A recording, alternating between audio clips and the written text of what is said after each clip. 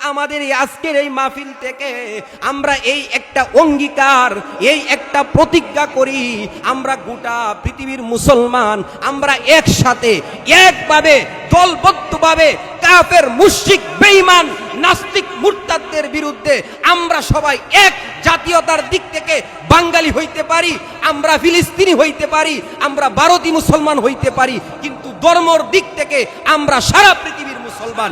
এক কথা বলেন ঠিক কিনা? হে মুসলমানেরা, হে ঘুমন্ত মুসলমান, হে আমার কলিজার টুকরা নওজোয়ান যুবক ভাইয়েরা, তোমাদের হৃদয়ের মধ্যে যেই এখনো ঈমানটা ঘুমাইতেছে, ওই ঘুমানি ঈমানকে আমি মেসেজ দিতেছি।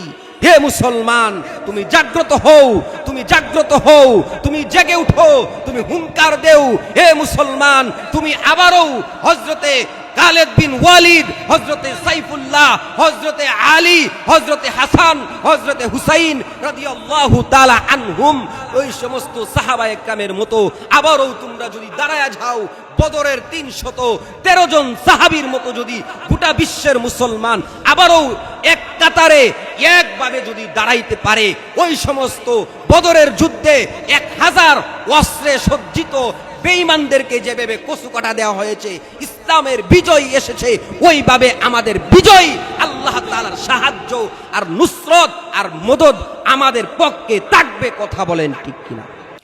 আল্লাহ রাব্বুল আলামিন বলেন, হে দুনিয়ার ঈমানদার, হে দুনিয়ার মুমিন মুসলমান, আমি আল্লাহ তোমাদেরকে এই দুনিয়াতে আমি আল্লাহ প্রদত্ত ঈমানদারের ঘরে তোমাদেরকে সৃষ্টি করেছি, ঈমানদারের ঘরে তোমাদেরকে জন্ম দিয়েছি।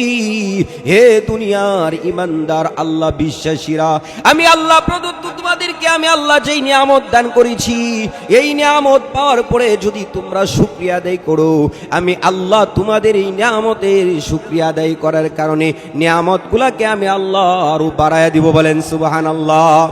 আল্লাহ রাব্বুল আলামিন বলেন, লা ইন শাকারতুম ওয়া লা ইন কাফারতুম, লা ইন শাকারতুম ওয়া লা ইন কাফারতুম ইন্না আযাবি লাশাদীদ।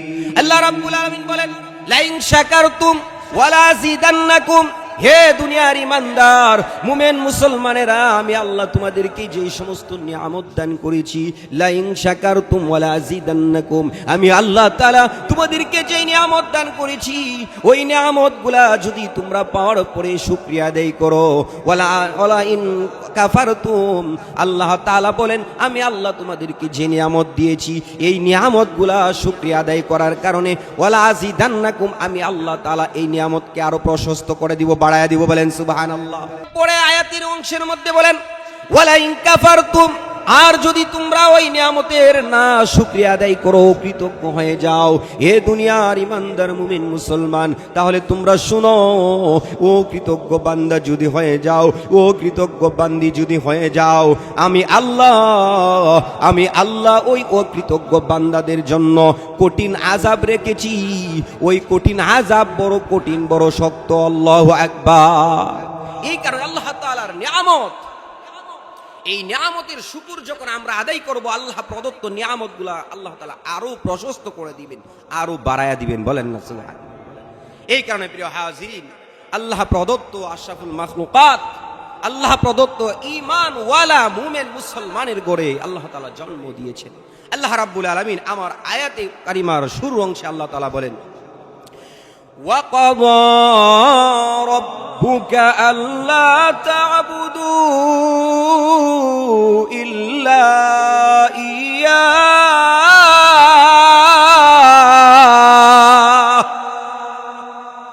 وَبِالْوَالِدَيْنِ إِحْسَانًا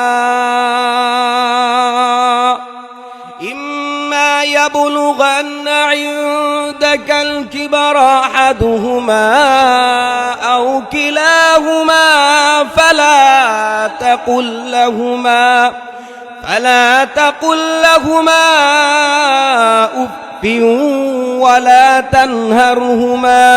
ولا تنهرهما وقل لهما قولا كريما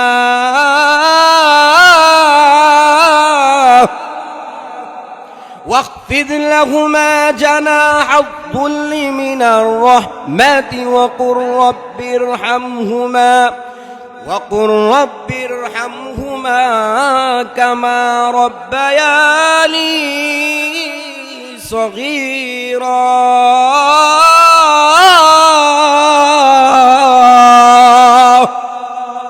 আল্লাহ রাব্বুল আলামিন ঘোষণা করে বলেন ওয়াকাদা রাব্বুকা আল্লা তা'বুদু ইল্লা ইয়্যা, আমি আল্লাহ এই দুনিয়ার আসমান জমিন নবমণ্ডল, এই আসমান এই জমিন এই পাহাড় এই পর্বত যত কিছু কুলকায়নাত দেখতে পাও সমস্ত কিছু আমি আল্লাহ তাআলা সৃষ্টি করেছি, সৃজন করেছি। এই সৃজন করার পরে আমি আল্লাহ তোমাদেরকে নির্দেশ দিলাম ওয়াকাদা রাব্বুকা আল্লা তা'বুদু, আমি আল্লাহ তোমাদেরকে নির্দেশ দিলাম, আমি আল্লাহ অর্ডার করলাম, আমি আল্লাহর একমাত্র দাসত্ব করো। বলেন সুবহানাল্লাহ। একমাত্র দাসত্ব কার করতে হবে বলেন?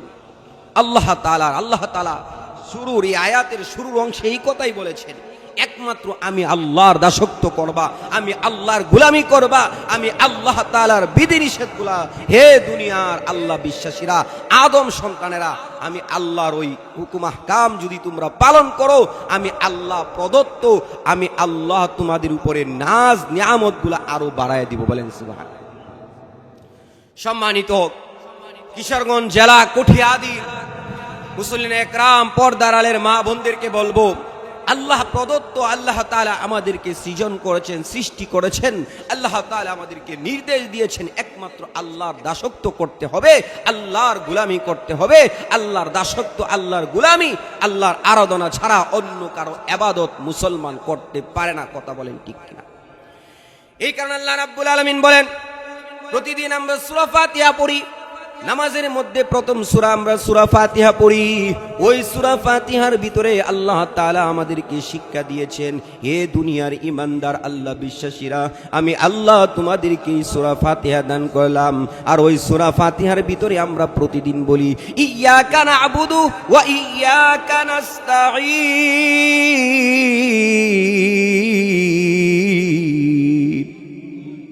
আল্লাহ রাব্বুল আলামিন বলেন, আমি আল্লাহ তাআলার নিকট তোমরা বলো ইয়্যাকা না'বুদু ওয়া ইয়্যাকা নাস্তাঈন, আমরা তোমারই ইবাদত করি, তোমারই গোলামি করি, তোমারই দাসত্ব করি। ওয়া ইয়্যাকা নাস্তাঈন, এবং তোমারই নিকট সাহায্য কামনা করি।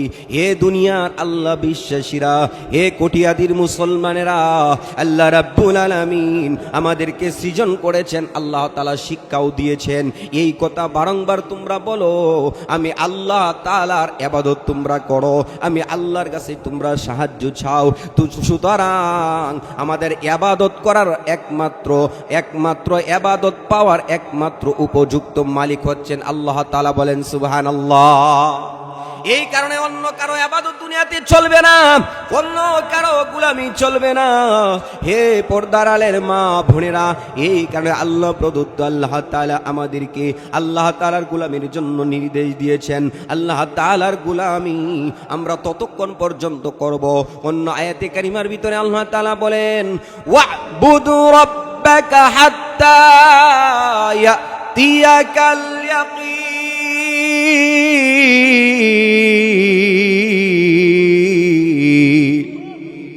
আল্লাহ রাব্বুল আলামিন বলেন, হে দুনিয়ার আল্লাহ বিশ্বাসীরা, হে আদম সন্তানেরা, ঈমানদারেরা, মুমিন মুসলমানেরা, তোমরা কত সময় পর্যন্ত আমি আল্লাহর ইবাদত করবা, দাসত্ব করবা, গোলামি করবা? হাত্তা ইয়াতিয়াকাল ইয়াকিন, ইবাদতের সময়টা হচ্ছে মৃত্যুর আগ পর্যন্ত। বলেন না সুবহানাল্লাহ। আল্লাহ রাব্বুল আলামিনের ইবাদত ততক্ষণ পর্যন্ত করব যতক্ষণ পর্যন্ত এই 3.5 হাত বডির মধ্যে আত্মা থাকবে, রূহ থাকবে। যেদিন রূহ থাকবে না সেই দিন আমার এই বডির কোনো দাম থাকবে না, আমি লাশ হয়ে যাব, সেই দিন আমার কোনো নামটাও থাকবে না। আমাকে আব্দুল্লাহ আনসারী বলবে না, আমার ভাইকে আবু হানিফ ভাই বলবে না, আমার ভাইকে হুমায়ুন ভাই বলবে না, আবু সাইদ মাস্টার বলবে না, সবাইকে বলবে আমার পাশে চেয়ারম্যান সাহেব বসা, ওনাকেও সেই দিন নাম করে রফিকুল ইসলাম সাহেব বলবে না।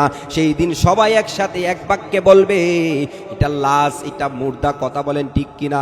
এই ইমানদার মুমিন মুসলমান, আমার আত্মা ততক্ষণ পর্যন্ত সবল থাকবে যতক্ষণ পর্যন্ত আমার আত্মার মধ্যে, এই বডির মধ্যে রূহ থাকবে, আমার আত্মার দাম থাকবে, যতক্ষণ আমি আল্লাহ তাআলার ইবাদত করব, দাসত্ব করব। এই ইমানদার এই কোনস্থায়ী পৃথিবীতে আল্লাহ তাআলার গোলামি যদি করতে পারি, আল্লাহ রাব্বুল আলামিন অপর আয়াতে কারিমার ভিতরে বলেন, ইন্নাল্লাযীনা আমানু ওয়া আমিলুস সলিহাতি কানাত লাহুম জান্নাতুল ফিরদাউসি নুজুলা খালিদিনা ফিহা লা ইয়াবগুনা আনহা হিওয়ালা। আল্লাহ রাব্বুল আলামিন বলেন, এ দুনিয়ার আল্লাহ বিশ্বাসীরা, ইমানদারেরা, ইন্নাল্লাযীনা আমানু ওয়া আমিলুস সলিহাত, যারা ঈমান আনবে, যারা নিশ্চয় যারা ঈমান আনবে, ওয়া আমিলুস সলিহাত এবং নেক আমল করবে। আল্লাহ তাআলার প্রতি আমাদের ঈমান আছে না নাই? ঈমান আছে। আল্লাহ তাআলার দুইটা গুণ, আল্লাহ তাআলা বলেন দুইটা গুণ অর্জন করো। এক নাম্বার ঈমানওয়ালা গুণ, ঈমান আমাদের আছে, আল্লাহকে বিশ্বাস করি। পাশাপাশি আরেকটা আল্লাহ তাআলা আমলের কথা বলেছেন, ওয়া আমিলুস সলিহাত, নেক আমলের কথা আল্লাহ তাআলা বলেন। হে ঈমানদার মুমিন মুসলমান, আমি আল্লাহকে শুধু বিশ্বাস করলেই চলবে না, আমি আল্লাহকে বিশ্বাস করতে হবে, পাশাপাশি নেক আমল করতে হবে। নেক আমল যদি করো, আমি আল্লাহর প্রতি যদি আস্থা থাকে, বিশ্বাস থাকে এবং নেক আমল যদি করতে পারো, দুইটা আমল যদি অর্জন করো, আমি আল্লাহ প্রদত্ত, আমি আল্লাহ তাআলা তোমাদের জন্য জান্নাতুল ফেরদাউস, ইস্তেকবাল ওয়াকাম, স্বাগতম জানানোর জন্য প্রস্তুত করে রেখেছি। বলেন সুবহানাল্লাহ। আল্লাহ রাব্বুল আলামিন সূরা আসরের ভিতরে আল্লাহ তাআলা কসম খেয়েছেন, জমানার কসম, সময়ের কসমকে আল্লাহ বলেন, ওয়াল আস ইন্নাল ইনসানা লাফি খুসর ইল্লাল্লাযীনা আমানু ওয়া আমিলুস সলিহাতি ওয়া তাওয়াসাউ বিল হক ওয়া তাওয়াসাউ বিল হক্কি ওয়া তাওয়াসাউ বিস সবর। আল্লাহ রাব্বুল আলামিন জানিয়ে দিয়েছেন, ওয়াল আস, সময়ের কসম। মুফাসসির ইকরাম ওয়াল আসরুন শব্দের অনেকগুলা ব্যাখ্যা করেছেন, সবচেয়ে প্রসিদ্ধ ব্যাখ্যা হচ্ছে ওয়াল আস মানে সময়ের কসম। আল্লাহ তাআলা সময়ের কসমকে বলেন ইন্নাল ইনসানা লাফি খুস, সমস্ত পৃথিবীর সমস্ত মানুষ ক্ষতির মধ্যে আছে, ধ্বংসের মধ্যে আছে। এরপরে ইল্লার ভিতরে বলা হয় ইস্তেসনা, খারেজ করে আল্লাহ তাআলা বলেছেন এইগুলা, ওই লোকগুলা ক্ষতির মধ্যে না। ইল্লাল্লাযীনা আমানু ওয়া আমিলুস সলিহাত, নিশ্চয়ই যারা ঈমান আনবে, ওয়া আমিলুস সলিহাত এবং নেক আমল করবে, ওয়া তাওয়াসাউ বিল হক। এরপরে 3 নাম্বার আরেকটা গুণের কথা আল্লাহ তাআলা ওই আয়াতের ভিতরে বলেন, ওই সূরার ভিতরে 3 নাম্বার গুণ বলেন, ওয়া তাওয়াসাউ বিল হক্কি ওয়া তাওয়াসাউ বিস সবর। 3 নাম্বার গুণ হচ্ছে ওয়া তাওয়াসাউ বিল হক, একে অন্যকে সত্যের জন্য আদেশ করা, সত্যের জন্য নির্দেশ করা। এই ইমানদার মুমিন মুসলমান, আল্লাহ রাব্বুল আলামিন আমাদেরকে 4টা গুণ অর্জন করার জন্য সূরা আসরের ভিতরে বলেন, 1 নাম্বার ইন্নাল্লাযীনা আমানু ওয়া আমিলুস সলিহাত, 1 নাম্বার আল্লাহ তাআলার প্রতি ঈমান আনা, 2 নাম্বার ওয়া আমিলুস সলিহাত, নেক আমল করা, 3 নাম্বার ওয়া তাওয়াসাউ বিল হক, সত্যের একে অন্যকে সৎ কাজের আদেশ করা, সত্যের জন্য উদ্বুদ্ধ করা, সত্যের জন্য প্রতিযোগিতা করা। ওয়া তাওয়াসাউ বিল হক্কি ওয়া তাওয়াসাউ বিস সবর, 4 নাম্বার গুণ হইল সবর করা, ধৈর্য ধারণ করা। আল্লাহ রাব্বুল আলামিন অপর আয়াতে কারিমার ভিতরে আল্লাহ তাআলা ঘোষণা করেন, হে ঈমানদার, আমি আল্লাহ তাআলার নিকট সাহায্য চাইবা। সাহায্য চাওয়ার জন্য আমি আল্লাহ ঘোষণা করেছি 2টা জিনিসের মাধ্যমে আমি আল্লাহ তাআলার নিকট সাহায্য চাও। 1 নাম্বার, ইয়া আইয়ুহাল্লাযীনা আমানুস্তাঈনু বিস-সাবরি ওয়াস-সালাহ ইন্নাল্লাহা মা'আস-সাবিরিন। আল্লাহ রাব্বুল আলামিন বলেন, হে ঈমানদারেরা, হে আল্লাহ বিশ্বাসীরা, আমানুস্তাঈনু, আমি আল্লাহ তাআলার নিকট ইস্তাঈনু, সাহায্য প্রার্থনা করো, সাহায্য চাও। বিস-সাবরি, 1 নাম্বার সবরের মাধ্যমে, ধৈর্যের মাধ্যমে।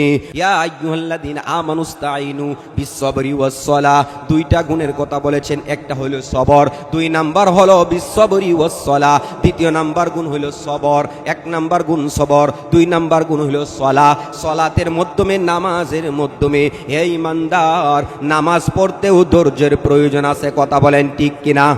এই যে আমাদের সামনে রমজান মাস গেল, প্রায় 25-26 দিন আগে রমজান আমাদের থেকে বিদায় নিল। এই রমজানে যারা খতমের তারাবি পড়েছি, লম্বা সময় দাঁড়িয়ে থেকেছি, আরে যারা সবর নাই এরা নামাজ কিছু পড়ে চলে গেছে। আর যাদের সবর ছিল প্রথম তারাবি থেকে একবারে 29টা রমজান হয়েছে এই বছর, 29 তারাবি পর্যন্ত সবরের সাথে ধৈর্যের সাথে নামাজ আদায় করেছে। কথা বলেন ঠিক কিনা? এই ইমানদার মুমিন মুসলমান, এই কারণে আল্লাহ রাব্বুল আলামিন বলেন, ইয়া আইয়ুহাল্লাযীনা আমানুস্তাঈনু বিস-সাবরি ওয়াস-সালাহ। হে ইমানদারেরা, মুমিনেরা, মুসলমানেরা, আমি আল্লাহ তোমাদেরকে সবক দিলাম। দুইটা জিনিসের মাধ্যমে আমি আল্লাহ তাআলার নিকট সাহায্য চাইবা। একটা হলো সবর, 2 নাম্বার হইল নামাজ। বলেন না সুবহানাল্লাহ। এরপর আল্লাহ রাব্বুল আলামিন বলেন, ওয়াবাশশিরিস সাবিরিন।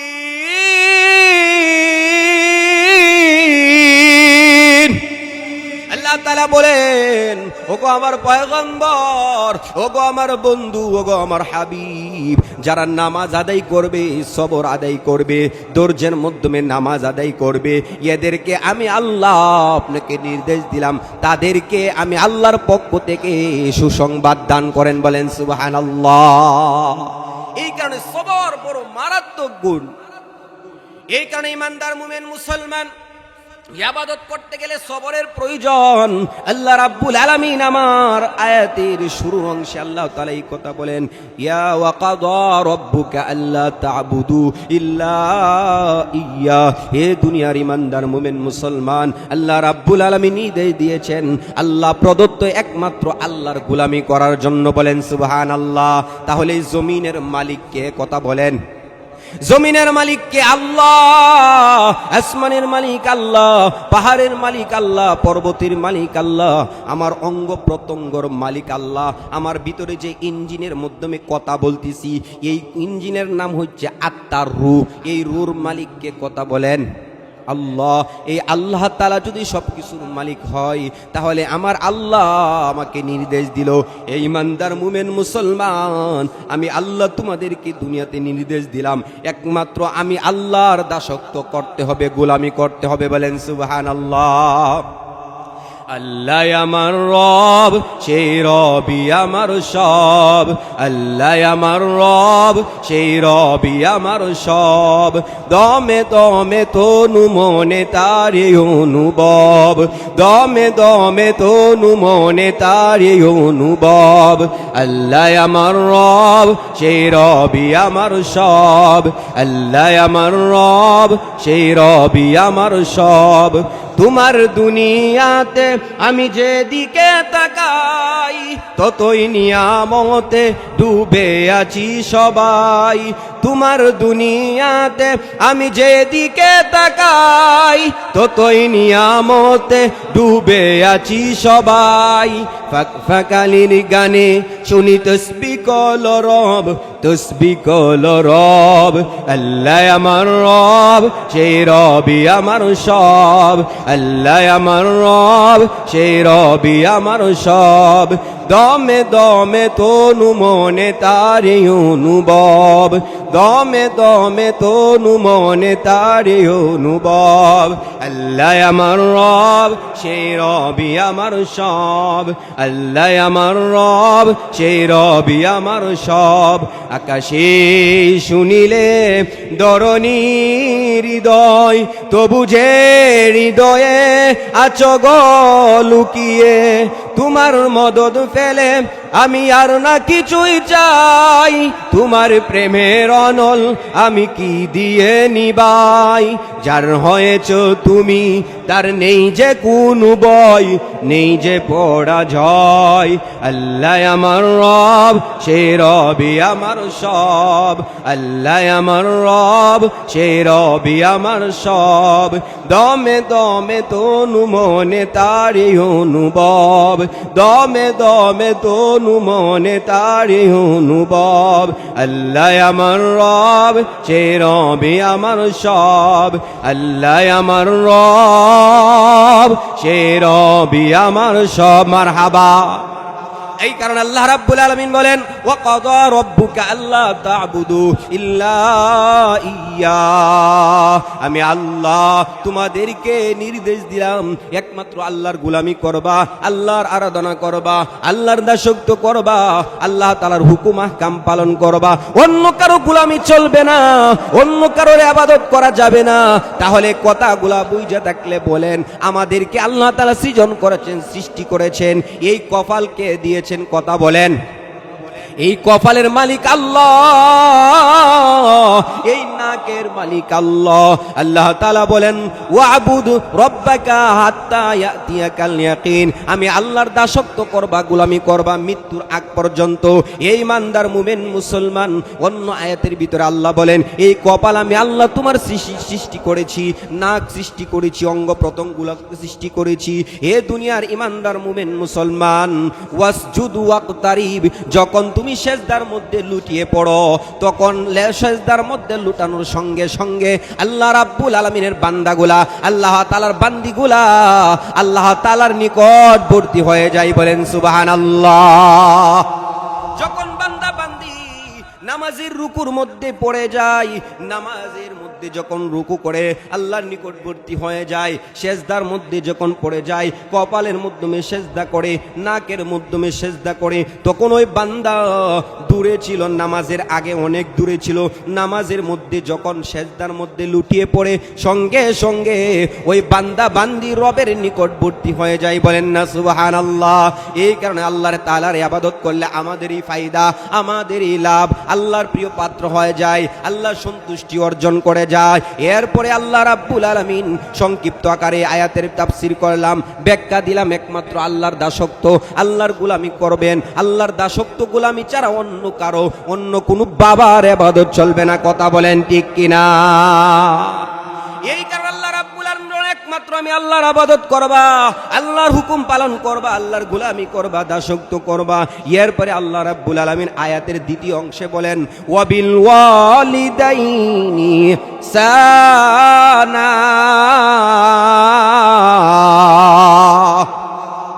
আল্লাহ রাব্বুল আলামিন বলেন এরপরে আমি আল্লাহ আমার দাসত্ব আমার গোলামি করার পরে আমি আল্লাহ এই সৃষ্টি জীবের ভিতরে তোমাদেরকে আশরাফুল মাখলুকাত বানাইলাম। আশরাফুল মাখলুকাতের ভিতরে মুফাসসিরিন একরাম বলেন এই আশরাফুল মাখলুকাত আমাদের উপরে আল্লাহ প্রদত্ত, আল্লাহ তাআলা দুই ধরনের হক দান করেছেন। মুফাসসিরিন একরাম বলেন একটা হকের নাম হচ্ছে হকুল্লাহ, আল্লাহর হক, দ্বিতীয় হকের নাম হচ্ছে হকুল ইবাদ, বান্দা বান্দীদের হক। আল্লাহ বলেন আয়াতের শুরুর অংশে বলেন আমি আল্লাহ তোমাদেরকে যে হক দিয়েছি এই হক আদায় হবে আমি আল্লাহর গোলামির মাধ্যমে।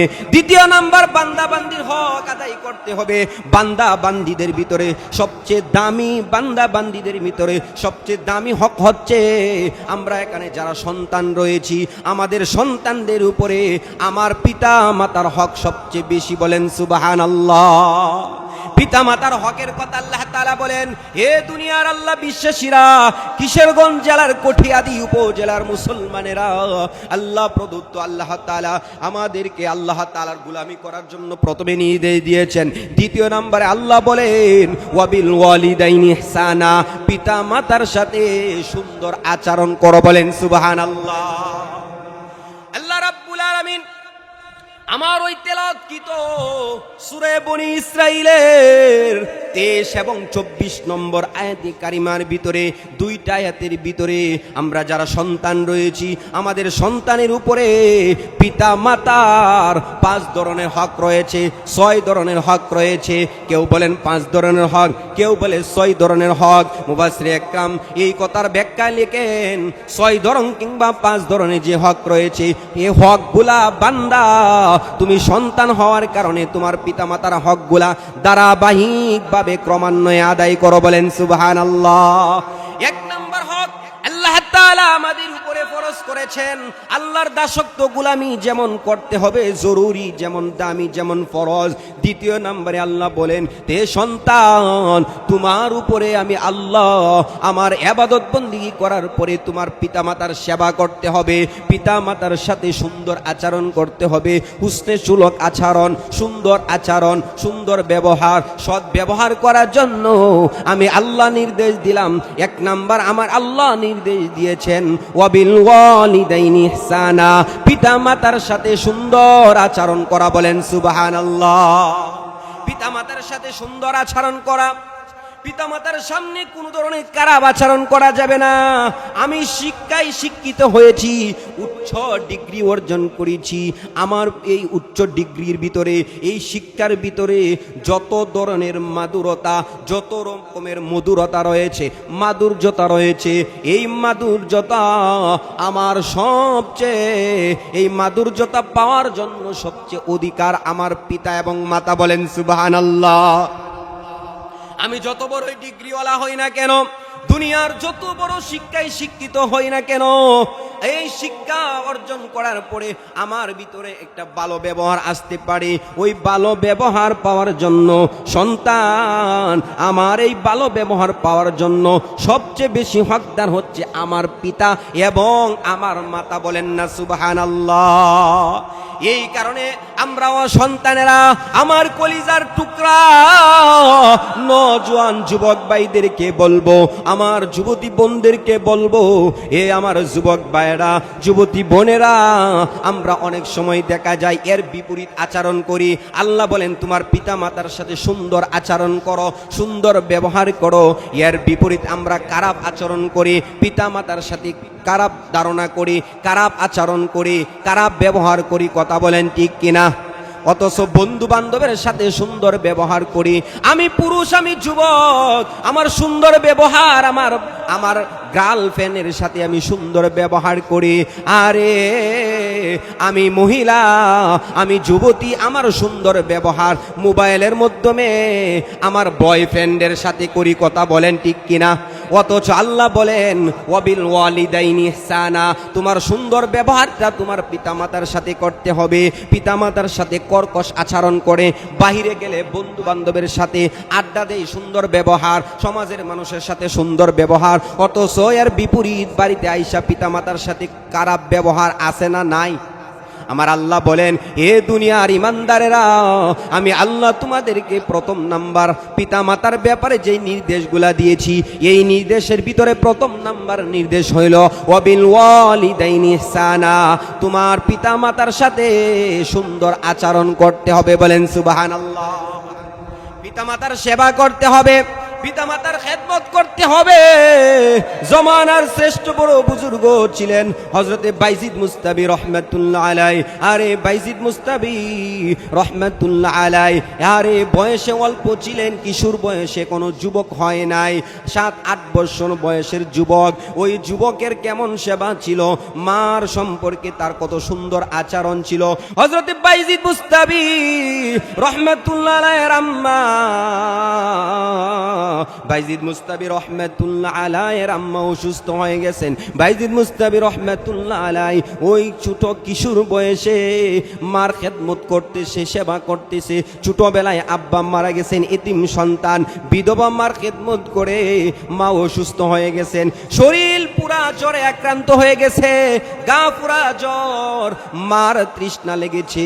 ডাক দিয়ে বলে, বাবা বাইজিদ, আমি মার বড় তৃষ্ণা লেগেছে, বাবা গলাটা শুকায় গেছে, বাবা একটা গ্লাস পানি পান করাও। বাইজিদ মুস্তাবি রহমাতুল্লাহ আলাইহি মাকে পানি পান করানোর জন্য পাত্রের নিকট, কলসির নিকট গেলেন পানি আনার জন্য।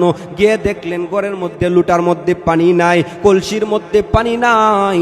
বাইজিদ মুস্তাবি রহমাতুল্লাহ আলাইহি বাড়িতে ঘরেতে পানি না থাকার কারণে পানি আনার জন্য হাউজের নিকট চলে গেলেন, কুয়ার নিকট চলে গেলেন। বর্তমানের মতো এত সুন্দর টিউবওয়েলের ব্যবস্থা ছিল না, মোটরের ব্যবস্থা ছিল না। বাইজিদ মুস্তাবি রহমাতুল্লাহ আলাইহির জমানা আর বর্তমান ডিজিটাল জমানা, স্মার্ট বাংলাদেশের জমানা, এটা অনেক তফাৎ। প্রিয় হাজিরিন, বাইজিদ মুস্তাবি রহমাতুল্লাহ আলাইহির জমানায় কুয়া ছিল দূরবর্তী কুয়া, ওই কুয়া থেকে পানি উত্তোলন করার জন্য বাইজিদ কুয়ার নিকট চলে গেলেন। বাইজিদ মুস্তাবি রহমাতুল্লাহ আলাইহি বালতির মধ্যে রশি লাগাইয়া কুয়ার মধ্যেও বালতি চারলেন, পানি টেনে টেনে উত্তোলন করলেন।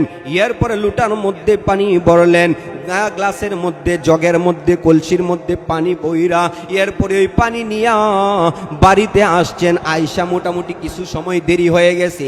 এই বিলম্ব সময় হওয়ার কারণে বাইজিদ মুস্তাবি রহমাতুল্লাহ আলাইহির আম্মা আয়েশা দেখেন উনি জাগ্রত নাই, ঘুমায় গেছেন। বলেন সুবহানাল্লাহ। বাইজিদ মুস্তাবি রহমাতুল্লাহ আলাইহির আম্মা ঘুমায় গেছে, ছোট বাচ্চা বালক বাইজি চিন্তা করতেছে আমার আম্মা অসুস্থ মানুষ, তৃষ্ণার কারণে ঘুমায় গেছেন। এখন যদি এই ঘুমটাকে আমি ভেঙে দেই কষ্ট আরো বেড়ে যাবে, সুতরাং আমি আর ঘুম থেকে জাগ্রত করব না। পানি গ্লাসের মধ্যে এইভাবে গ্লাস ভর্তি পানি নিয়া মার শেওরে মাথার পাশে বাইজিদ মুস্তাবি রহমাতুল্লাহ আলাইহি সারা রাত্রি জাগ্রত থাকলেন। বলেন সুবহানাল্লাহ। বাইজিদ মুস্তাবি রহমাতুল্লাহ আলাইহির আম্মার গভীর রজনীতে হঠাৎ করে ঘুম ভেঙে গেল। বাইজিদ মুস্তাবি রহমাতুল্লাহ আলাইহির আম্মা ঘুম থেকে উঠে দেখে পাশে বাইজিদ মুস্তাবি রহমাতুল্লাহ আলাইহি পানি ভর্তি গ্লাস নিয়ে দাঁড়ানো অবস্থায় রয়েছে। বাবা বাইজিদ, এত গভীর রজনীতে পানি নিয়ে দাঁড়ায় রইলা, ব্যাপার কি? বাইজিদ মুস্তাবি রহমাতুল্লাহ আলাইহি ডেকে বলেন, ওগো আমার আম্মা, সন্ধ্যাবেলায় আপনি পানি চেয়েছিলেন, আর এই পানি আপনাকে পান করানোর জন্য ঘরের ভিতরে গিয়ে দেখলাম পানি নাই। কুয়া থেকে পানি আনতে আনতে মোটামুটি কিছু সময় দেরি হয়ে গেছে। এখন আয়েশা দেখে আপনি ঘুমায় গেছেন। ওগো আমার আম্মা, আমি চিন্তা করলাম আমি বাইজিদ আপনাকে যদি ঘুম থেকে জাগ্রত করি কষ্ট হইতে পারে, এই কারণে আমি আপনাকে ঘুম থেকে জাগ্রত না করিয়া গ্লাস ভর্তি পানি নিয়ে আপনার মাথার পাশে আমি দাঁড়ায় রইলাম। বাইজিদ মুস্তাবি রহমাতুল্লাহ আলাইহির আম্মা তৃষ্ণা নিবারণ করলেন, পানি পান করলেন। মুফাসসিরিন ইকরাম এবং অনেক দার্শনিক ইতিহাস বিশারদগণ লেখেন, ওই বাইজিদ মুস্তাবি রহমাতুল্লাহ আলাইহির আম্মা এই বাইজিদ মুস্তাবি রহমাতুল্লাহ আলাইহি থেকে পানি পান করিয়া উনি উঠলেন, ওযু করলেন, ওযু করিয়া 2 রাকাত তাহাজ্জুদের নামাজ আদায় করলেন এবং সিজদার মধ্যে পড়িয়া আল্লাহ রাব্বুল আলামিনের নিকট দোয়া করেন, দয়াময় আল্লাহ, ও আমার আল্লাহ, আমার এই ছোট বাচ্চা, ইয়েতিম বাচ্চা, বালক বাচ্চা বাইজিদ, তার ভিতরে জ্ঞান গরিমা কি আর আছে? এরপরেও যে ব্যবহারটা আমার সাথে করেছে আমার দিলটা ভরে গেছে। আল্লাহ, 2 রাকাত নামাজ আদায় করিয়া আমি মা গভীর রজনীতে তোমার দরবারে হাত তুললাম। ওগো আমার আল্লাহ, আমি আমার ওই বাবার জন্য, সন্তানের জন্য দোয়া করলাম, আমার ওই বাইজিদকে জমানার শ্রেষ্ঠ বড় বুজুর্গ ওলি বানাইও। ওই বাইজিদ মুস্তাবি রহমাতুল্লাহ আলাইহির আম্মার দোয়াই বাইজিদ মুস্তাবি রহমাতুল্লাহ আলাইহি উনার জমানার মধ্যে শ্রেষ্ঠ বড় বুজুর্গ হয়ে গেলেন, বড় আল্লাহর ওলি হয়ে গেলেন। এই কারণে মার দোয়ার দরকার আছে না নাই? এ যুবকেরা, এ যুবতীরা, আমার বাবারা, এই কারণে আমাদের মা বাবা যারা আছেন জীবিত, মা বাবার সেবা করতে হবে। যেই মা দোয়া করেছেন সন্তানের জন্য, শ্রেষ্ঠ বড় ওলি হইছেন, ওই মায়েরা যদি এখনো ওই বাইজিদের মার মতো দোয়া করতে পারে, তাহলে আপনাদের সন্তানগুলাও বাইজিদ মুস্তাবির মতো আল্লাহর ওলি হবে, সচ্চরিত্রবান হবে। কথা বলেন ঠিক কিনা?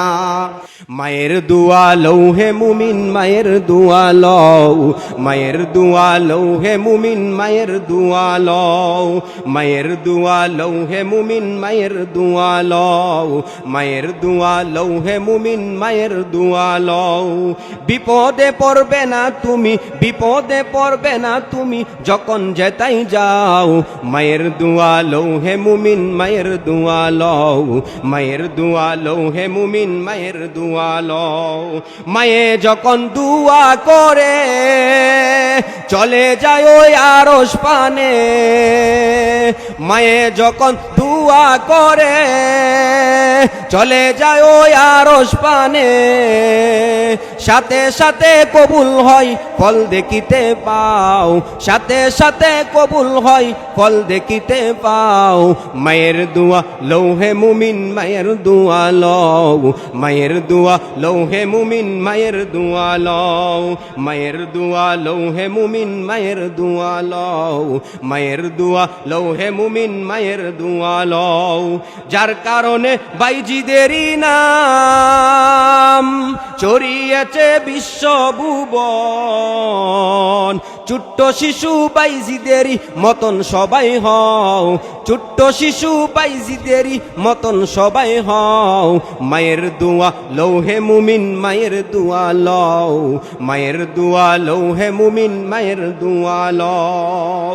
একটি গেলাস পানির পলে বাইজেদেরই কুলে তুলে, একটি গেলাস পানির তলে বাইজেদেরই কুলে তুলে, হাত তুলে মা বলে বাইজিদের ওলি বানাও।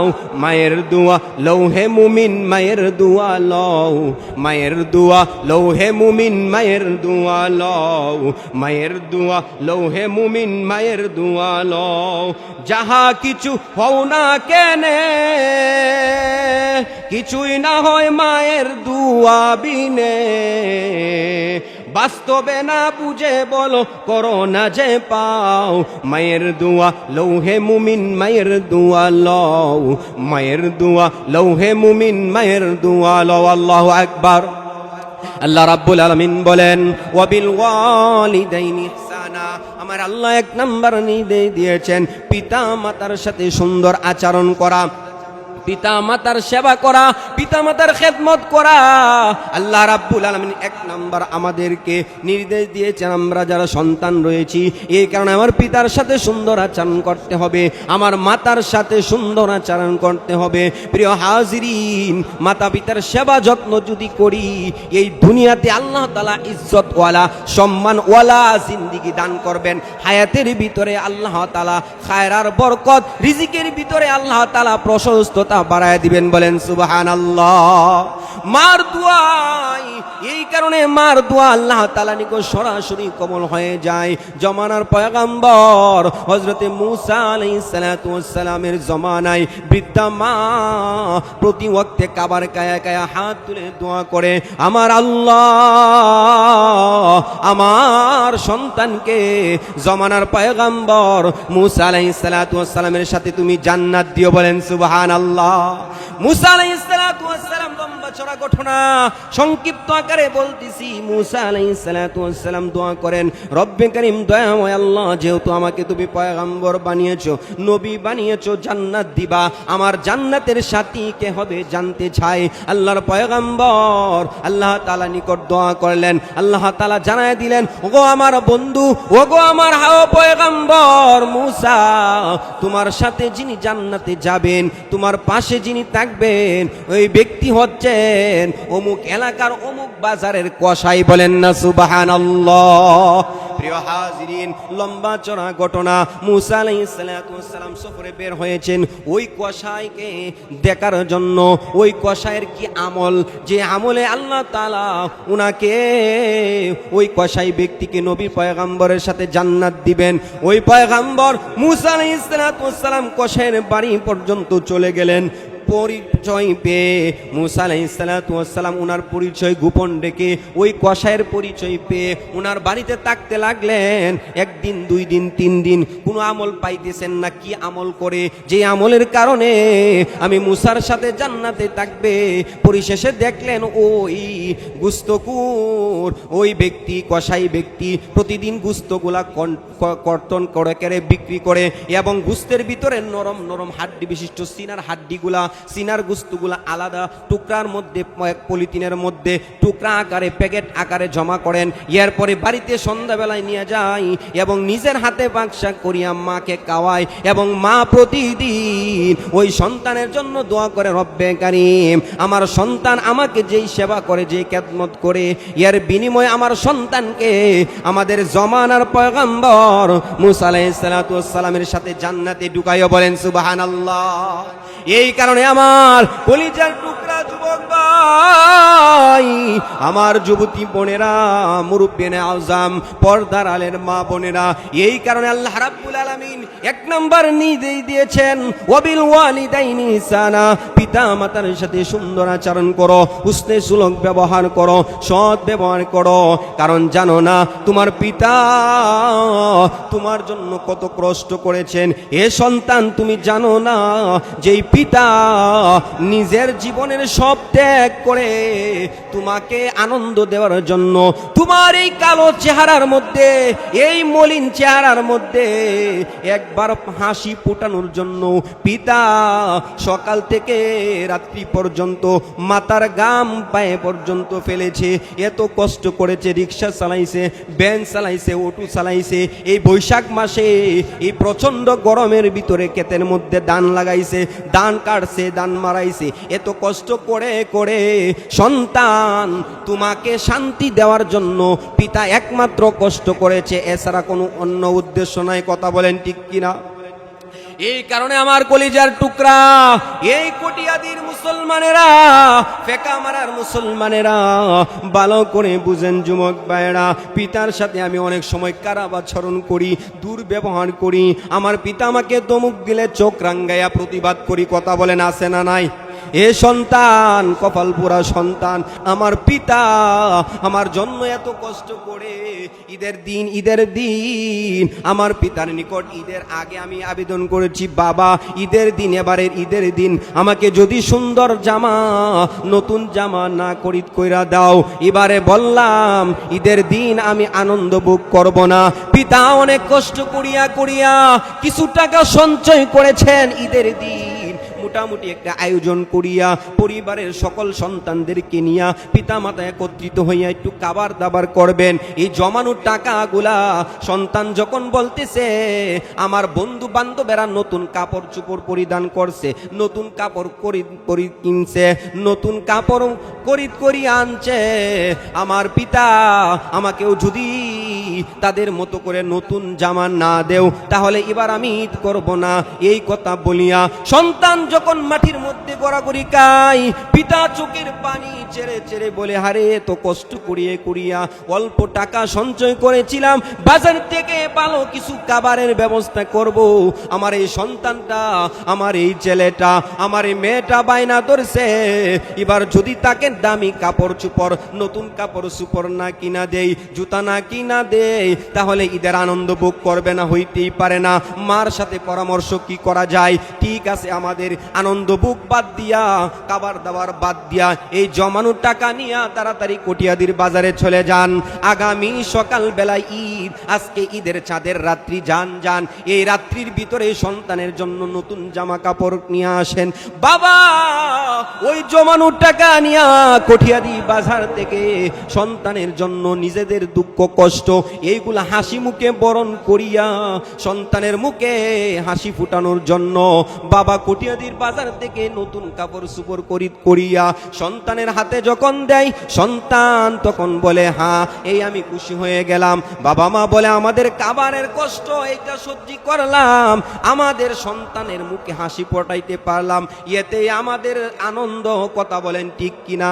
এই কারণে এখানে যারা বাবারা আছেন, যাদের সন্তান আছে, এরা সহজেই বুঝেন বাবা তার সন্তানকে কতভাবে আগলা রাখে, কতভাবে ভালোবাসে, কত করে কষ্ট করিয়া আগলা রাখে, নিজে না খাইয়া সন্তানকে খাওয়ায়, নিজে ভালো কিছু না পরিধান করিয়া, ওই যে কবে 100 টাকা দিয়া স্যান্ডেল জুতো পরিধান করছিল, ওই স্যান্ডেল এখনো ছিঁড়তে 2-3 জায়গায় তালি দিছে, সিলাইছে, এরপরেও নিজে ভালো কোনোদিন ভালো কাপড় চোপড় পরিধান করে না, নতুন জুতা পরিধান করে না, সন্তানকে ঠিকই নতুন জামা কইরা দিছে, নতুন জুতা কইরা দিছে। এরকম পিতা আমাদের আছে না নাই? কথা বলেন। হে আমার কটিয়াধীর মুসলমানেরা, এই কারণে বাবার কথা ভুলা যায় না। যাদের বাবা নাই, রাত্রি ঘুমায়া ঘুমায়া বালিশের সাথে মাথা লাগায় চিন্তা করবেন, বাবা আমার জন্য কত বড় নিয়ামত ছিল। বাবা যেই দিন আমার পাশে ছিলেন, মনে হইছে বট গাছের ছায়া আমার মধ্যে ছাতা দিয়া রাখছে।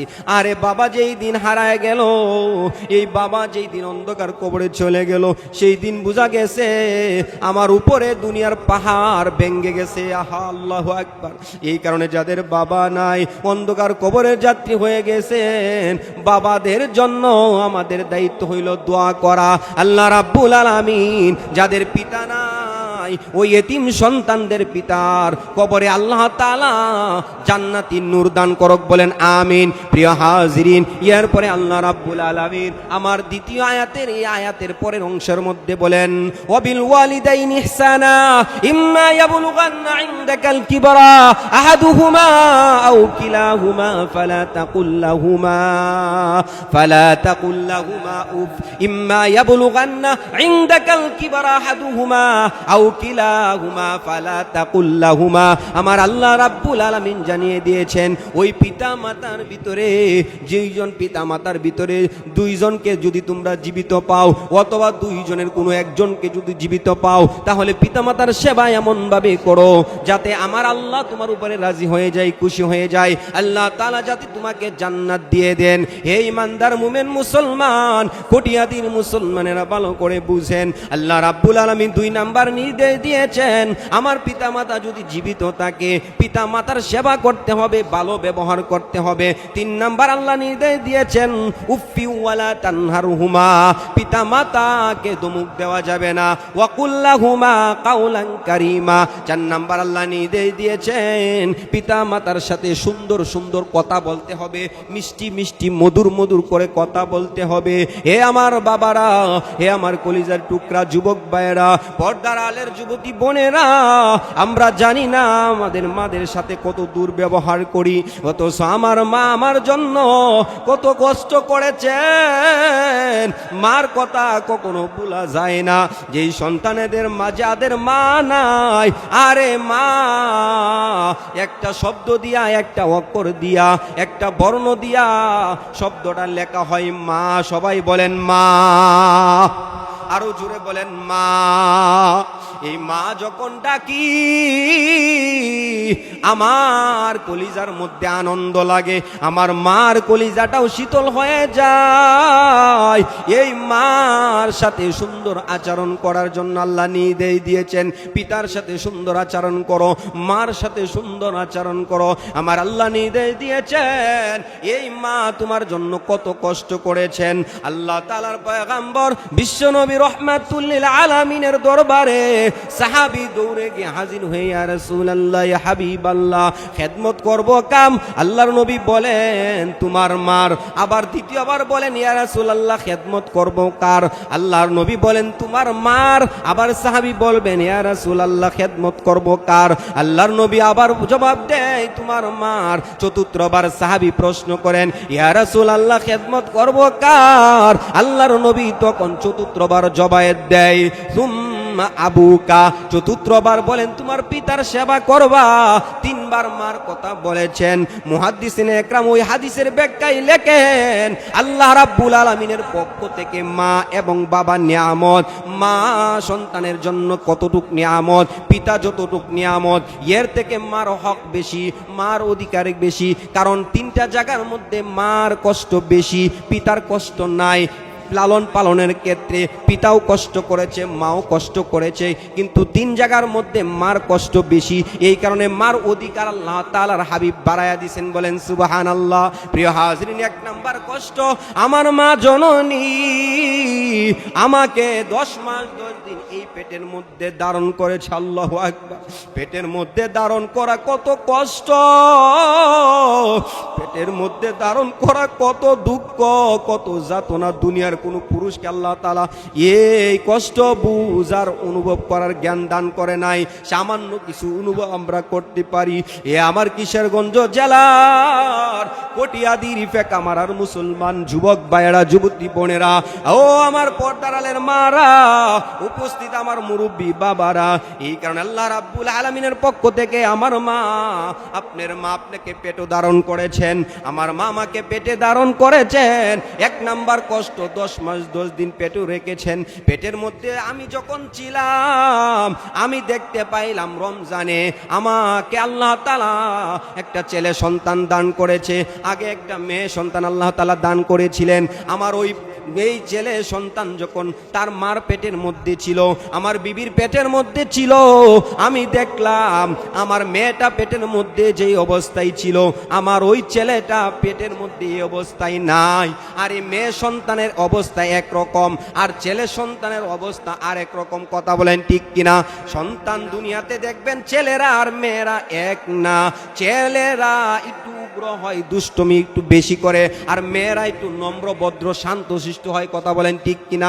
পেটের মধ্যে যখন সন্তান আপনি আমি ছিলাম, আমরা পুরুষেরাও ছিলাম, পেটের মধ্যে বেশি বেশি লড়াচড়া করছিলাম, ওই পেটের মধ্যে বারবার লড়াচড়া করছিলাম। আমার মা আমাকে যখন পেটের মধ্যে রাখছে তখন আমি পেটের মধ্যে এমন অবস্থায় লড়াচড়া যখন করলাম, আমার মার এক সাইডে আমি গুতা মারছি, পা দিয়া লাথি মারছি। মা ওই কষ্টের কথা পরিবারের সদস্যদের সবার কাছে শেয়ার করে না, সকলকে নিয়ে এক দস্তরখানার মধ্যে মা খাবার পরিবেশন করতেছে। যখন আমি সন্তান আমার মার পেটের মধ্যে লাথি মারছি, সঙ্গে সঙ্গে আস্তে করে মা খাবার টেবিল থেকে দস্তরখানা থেকে আহারে ওই বেডরুমের মধ্যে পুরা পুরা চোখের পানি চেরা চেরা বলে, আমার সন্তান, ও আমার বাবা, ও আমার মা, তুমি পেটের মধ্যে আসো, আমি তোমাকে কত কষ্ট করিয়া ধারণ করতেছি। এই পেটের মধ্যে বুঝা বহন করা কত কষ্ট, কত কষ্ট। আমার মা খাবারের মধ্যে বসছে, আমি মাকে শান্তি দেই নাই। আরে পেটের মধ্যে আমি গুতাগুতি করছি, লাথি মারছি, লড়ালড়ি করছি, মার কষ্ট বেড়ে গেছে। আর এই কষ্টের মধ্যে একদিন নাই, 2 দিন নয়, মা দীর্ঘ 10 মাস 10 দিন আপনাকে আমাকে পেটের মধ্যে রাখছে। আল্লাহু আকবার। ওই মা 10 মাস 10 দিন গর্ভ রাখার পরে আল্লাহ তাআলার পক্ষ থেকে একটা কষ্ট, 2 নাম্বার কষ্ট, এই দুনিয়াতে আপনাকে আমাকে মা যখন প্রসব করেছেন, প্রসবের কত যন্ত্রণা, প্রসব করার কত কষ্ট, প্রসব ব্যথার কত যন্ত্রণা, পৃথিবীর কোন পুরুষকে আল্লাহ তাআলা এই কষ্ট দান করে নাই। এ আমার মুসলমান ভাইয়েরা, মুসলমান বাবারা ভালো করে বুঝেন। আমার মা, আমি মা পেটের মধ্যে যখন ছিলাম, ধীরে ধীরে যখন নিকটবর্তী হয়েছে প্রসবের সময়, ধীরে ধীরে যখন মার ব্যথা বাড়ছে, এমন মনে হয়েছে মা আমার নানিকে ডেকে ডেকে বলেছে, ওগো আমার মা, আমি মনে হয় এবার আর বাঁচবো না। আল্লাহ, আমার মা আমাকে বারবার আমার নানিকে বলেছে, আমার পেটের মধ্যে যে বাচ্চাকে আমি 10 মাস 10 দিন আগলে রাখছি, প্রসবের এত কষ্ট, এত যন্ত্রণা। আল্লাহু আকবার। যখন এই ব্যথা বাড়ছে মনে হইছে মা আত্মাটা বের হয়ে যাবে। আল্লাহু আকবার। এত কষ্ট করিয়া আপনাকে আমাকে আমার মা, আপনার মা প্রসব করিয়েছেন, দুনিয়াতে আসছি। 2 নাম্বার কষ্ট প্রসবের ব্যথা, 3 নাম্বার কষ্ট আল্লাহ রাব্বুল আলামিন বলেন 3টা কষ্ট মা বেশি করেছেন। এর ভিতরে 3 নাম্বার কষ্ট হইল মা আপনাকে আমাকে 2 দিন নয়, 3 দিন নয়, আরে 1 বছর নয়, দীর্ঘ 2-2.5 বছর পর্যন্ত দুধ পান করিয়েছেন। আরে আমার মা আমাকে আগলিয়ে রেখেছেন। আর এখন তো গরমের সিজন, শীতের বেলায় একটু পানি যদি বিছনার মধ্যে লাগছে, কাপড়ের মধ্যে লাগছে, তাহলে বোঝা যায় কত কষ্ট, কত কষ্ট। আপনি আমার মা আপনাকে আমাকে যখন কাকে নিল, কুলে নিল, ওই কাকে কুলে থাকা অবস্থায় আমার মার কুলের মধ্যে প্রস্রাব কইরা দিছে, আরে পায়খানা কইরা দিছি। আরে বাবা কিন্তু ওই প্রস্রাব পায়খানা দেইকা দেইকা একবার দুইবার তিনবারের সময় বিরক্ত হয়ে গেছে, ধীরে ধীরে এখান থেকে চলে অন্য জায়গায় চলে গেছে। কিন্তু মা আমার ওই পেশাব পায়খানাগুলা ধীরে ধীরে পরিষ্কার করছে। আল্লাহু আকবার। আমার মা জননী, তোমার কথা কখনো বলতে পারি না। ও আমার মা, ওইভাবে আমার মা, আপনার মা আপনাকে আমাকে আলাদা আগলা করে রাখছে।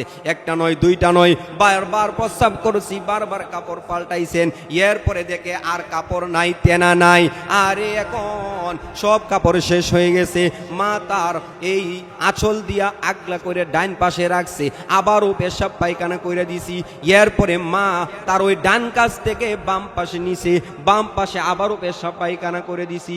এখন মা বলে, ওই সন্তান, কাপড় সুপড় সস নাশ করে দিছো, সমস্যা নাই বাবা, আমি তোমাকে আমি মার ওই হৃদয়ের মধ্যে, কলিজার মধ্যে আগলায় রাখবো। আল্লাহ, আমি চাঁদকে বলি তুমি সুন্দর নও আমার মায়ের মতো, আমি চাঁদকে বলি তুমি সুন্দর নও আমার মায়ের মতো, আমি চাঁদকে বলি তুমি সুন্দর নও আমার মায়ের মতো। মা যে আমার সবার সেরা, মা যে আমার সকল সেরা, অনন্তকাল বিরত, আমি চাঁদকে বলি তুমি সুন্দর নও আমার মায়ের মতো, আমি চাঁদকে বলি তুমি সুন্দর নও আমার মায়ের মতো, আমি চাঁদকে বলি তুমি সুন্দর নও আমার মায়ের মতো। আল্লাহু আকবার। এই কারণে মার মতো পৃথিবীর কোনো উপমা নাই, মায়ের তুলনা মা নিজে। আল্লাহু আকবার। আল্লাহ রাব্বুল আলামিন এই কথাই বলেন, ওয়া কাদা রাব্বুকা আল্লা তা'বুদু ইল্লা ইয়াহু ওয়া বিল ওয়ালিদাইনি ইহসানা। এক নাম্বার, মা পিতা মাতার সাথে সুন্দর আচরণ করার নির্দেশ দিয়েছেন। দুই নাম্বার, ইম্মা ইয়াবলুগান্না ইনদাকাল কিবারা আহাদুহুমা আও কিলাহুমা ফালা তাকুল লাহুমা উফফিন ওয়ালা তানহারহুমা ওয়া কুল লাহুমা কাওলান কারীমা। দুই নাম্বার আল্লাহ তাআলা নির্দেশ দিয়েছেন, ইম্মা ইয়াবলুগান্না ইনদাকাল কিবারা আহাদুহুমা আও কিলাহুমা ফালা তাকুল লাহুমা। যদি তোমার পিতা মাতা জীবিত থাকে তাদের সাথে সুন্দর ব্যবহার করতে হবে, এবং ফালা তাকুল লাহুমা, তাদের সাথে খারাপ ব্যবহার করিও না, উফ পর্যন্ত তাদের সাথে শব্দ আচরণ করতে পারবা না। পিতার মাতার সেবা এমন ভাবে করো যাতে বিরক্ত এসে যায়, বিরক্ত সূচক শব্দ উফ পর্যন্ত করতে পারবা না। বলেন সুবহানাল্লাহ। তিন নাম্বার আল্লাহ তাআলা নির্দেশ দিয়েছেন, তিন নাম্বার নির্দেশ হলো ওয়ালা তানহারহুমা, পিতা মাতার সাথে দমুক দিয়া কথা বলা যাবে না, পিতা মাতাকে দমুক দেওয়া পর্যন্ত নিষেধ দেওয়া হয়েছে। ফালা তানহারহুমা। চার নাম্বার, ওয়া কুল লাহুমা কাওলান কারীমা, পিতা মাতার সাথে সুন্দর সুন্দর কথা বলতে হবে, নম্র ভাষায় কথা বলতে হবে। বলেন সুবহানাল্লাহ। এরপরে আল্লাহ রাব্বুল আলামিন নির্দেশ দিয়েছেন, ওয়াকফিদ লাহুমা জানাহাযুল মিনার রাহমা। চার নাম্বার, পাঁচ নাম্বার আল্লাহ তাআলা নির্দেশ দিয়েছেন, ওয়াকফিদ লাহুমা জানাহাযুল মিনার রাহমা, পিতা মাতার সামনে আমাদের নম্রতার পাকাগুলা বিছায়া দেওয়ার জন্য আল্লাহ বলেন। সুবহানাল্লাহ। এরপরে আল্লাহ রাব্বুল আলামিন আমাদের যাদের পিতামাতা দুনিয়াতে নাই, মুফাসসির ইকরাম বলেন যাদের পিতামাতা দুনিয়াতে নাই, আল্লাহ রাব্বুল আলামিন বলেন তোমার পিতামাতা যদি দুনিয়াতে না থাকে, দুনিয়াতে থাকা অবস্থায় এক হালত, এক অবস্থা, আর যদি না থাকে তাহলে ইন্তেকালের পরে আরেক অবস্থা, আরেক অবস্থা হলো পিতামাতা যাদের নাই কবরে চলে গেছে। আমার আল্লাহ বলেন ওই সমস্ত পিতামাতার জন্য সন্তান তুমি আল্লাহ রাব্বুল আলামিনের নিকট দোয়া করো, ওয়া কুর রাব্বির ইরহামহুমা কামা রব্বায়ানি সগীরা। সবাই বলেন ওয়াকুর রব্বিরহামহুমা কামা রব্বায়ানি সগীরা। আল্লাহ রাব্বুল আলামিনের নিকট দোয়া করেন, ও দয়াময় আল্লাহ, আমার পিতামাতার উপরে তুমি ওইভাবে রহমত নাজিল করো যেইভাবে আমার পিতামাতা ছোটবেলা আমার উপরে দয়া নাজিল করেছেন, দয়া করেছেন। বলেন সুবহানাল্লাহ। প্রিয় হাজিরিন, এই কারণে আল্লাহ রাব্বুল আলামিন প্রদত্ত আল্লাহ তাআলার গোলামি করার পাশাপাশি পিতা মাতার সেবা যত্ন করার জন্য আল্লাহ তাআলা নির্দেশ দিয়েছেন। হে মুসলমান, আমার আলোচনা ধীরে ধীরে শেষ পর্যায়ে নিয়ে আসতেছি। আমরা মুসলমান জাতি, অনেক ক্ষেত্রে আমরা মুসলমান দলাদলি করি, কাটাকাটি করি, মারামারি করি, অথচ আল্লাহ রাব্বুল আলামিন নির্দেশ দিয়েছেন ওয়াতাসিমু বিহাবলিল্লাহি জামিআন ওয়া লা তাফাররাকু। হে দুনিয়ার ইমানদার মুমিন মুসলমানেরা, তোমরা সবাই একত্রিত হইয়া আল্লাহ রাব্বুল আলামিনের রশিকে শক্ত কইরা মজবুত কইরা ধইরা রাখো। বলেন সুবহানাল্লাহ। এ মুসলমান, আমরা মনে করি আজকে বাংলাদেশের মুসলমান মনে করি আমার ফিলিস্তিনের মুসলমানদের উপরে আঘাত, ফিলিস্তিনের মুসলমানদেরকে শহীদ করা হইতেছে, আমরা তো শান্তিতে আছি। এ মুসলমান, তাকায়া দেখেন ফিলিস্তিনের মুসলমান গাজার মুসলমানদেরকে ধীরে ধীরে একবার নিঃশেষ করে দিছে। এখন আমাদের পার্শ্ববর্তী রাষ্ট্র ভারতের মুসলমানদের উপরে নির্যাতন চলতেছে। কথা বলেন ঠিক কিনা? এ মুসলমান, আমাদের এখনো সময় আছে, আর সেই দিন বেশি দূরে নাই যেই দিন আমরা বাংলাদেশের মুসলমানদেরকে নির্যাতন করা হবে না। এখন আমাদের আজকের এই মাহফিল থেকে আমরা এই একটা অঙ্গীকার, এই একটা প্রতিজ্ঞা করি, আমরা গোটা পৃথিবীর মুসলমান আমরা একসাথে একভাবে দলবদ্ধভাবে কাফের মুশরিক বেঈমান নাস্তিক মুরতাদদের বিরুদ্ধে আমরা সবাই এক জাতীয়তার দিক থেকে বাঙালি হইতে পারি, আমরা ফিলিস্তিনি হইতে পারি, আমরা ভারতীয় মুসলমান হইতে পারি, কিন্তু ধর্মের দিক থেকে আমরা সারা পৃথিবীর মুসলমান। এক কথা বলেন ঠিক কিনা? হে মুসলমানেরা, হে ঘুমন্ত মুসলমান, হে আমার কলিজার টুকরা নওজোয়ান যুবক ভাইয়েরা, তোমাদের হৃদয়ের মধ্যে যেই এখনো ইমানটা ঘুমাইতেছে, ওই ঘুমানি ইমানকে আমি মেসেজ দিতেছি। হে মুসলমান, তুমি জাগ্রত হও, তুমি জাগ্রত হও, তুমি জেগে উঠো, তুমি হুঙ্কার দেও। হে মুসলমান, তুমি আবারও হযরতে খালিদ বিন ওয়ালিদ, হযরতে সাইফুল্লাহ, হযরতে আলী, হযরতে হাসান, হযরতে হুসাইন রাদিয়াল্লাহু তাআলা আনহুম, ওই সমস্ত সাহাবায়ে কেরামের মতো আবারও তোমরা যদি দাঁড়ায়া যাও, বদরের 313 জন সাহাবীর মতো যদি গোটা বিশ্বের মুসলমান আবারও এক কাতারে একভাবে যদি দাঁড়াইতে পারে, ওই সমস্ত বদরের যুদ্ধে 1000 অস্ত্রে সজ্জিত বেঈমানদেরকে যেভাবে কচুকাটা দেওয়া হয়েছে, ইসলামের বিজয় এসেছে, ওইভাবে আমাদের বিজয় আল্লাহ তাআলার সাহায্য আর নুসরত আর মদদ আমাদের পক্ষে থাকবে। কথা বলেন ঠিক কিনা? হে ইমানদার, হে মুসলমান, এই ভিডিও সারা বিশ্বে চলে যাবে, লাইভ হচ্ছে, মিডিয়া রেকর্ড হচ্ছে। আমি আমার ধর্মপ্রাণ সকল স্তরের মুসলমানদেরকে বলবো, হে মুসলমান, হে আমার আওয়ামী লীগের ভাইয়েরা, আমার বিএনপির ভাইয়েরা, আমার অন্য অন্য জাতীয়বাদী যত ধরনের দল আছেন, সকল দল বল নির্বিশেষে আমরা সবাই ইসলামের এক কাতারে, যেমন জমিনের মধ্যে সবাই একসাথে বসবাস করি, এই জমিন আমাদের জন্য আল্লাহ তাআলা ছাদ বানায়া দিয়েছেন, সুতরাং এই ছাদের মধ্যে এই জমিনকে বিছানা বানায়া দিয়েছেন, আকাশকে ছাদ হিসাবে আল্লাহ তাআলা নির্মাণ করে দিয়েছেন।